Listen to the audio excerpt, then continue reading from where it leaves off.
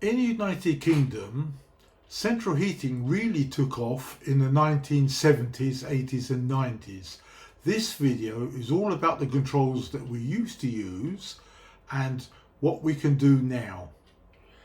If the controls were made by, as we know today, Danfoss, they originally were called Randall 102, 2 channels, one for hot water and one for central heating, and there was a Randall 103, which is a single channel, and they were almost handmade in here in Bedford.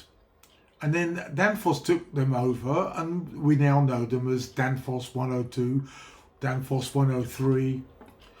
If you had a Honeywell system, then the clock that we would use was this one here, the ST699, and there are older ones, but I just couldn't get a picture of the very first ones.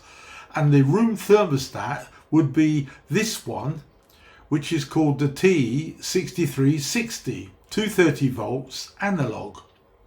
And they were designed for roughly an 8-year, tops 10-year lifespan, because as you can see, they wander.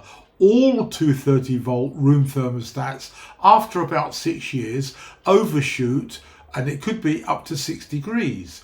So these should have been discontinued years ago, even in the 70s or even 80s. But I'm still seeing videos of condensing boilers and installers put this 1960s room thermostat into that system. And that's completely wrong, because all condensing boilers are digital. They can only have Digistat, Open Therm, or the boiler manufacturer's own, which I always recommend as the best because they're compatible.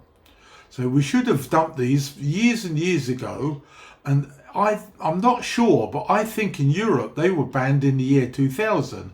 So if anybody knows differently, please leave a comment in the section below and tell me, are they still used in France, Germany? I don't think they're used in Poland, because none of my mates over there would touch this, because they all use the boiler manufacturers, because that's what's recommended and they get extra guarantees.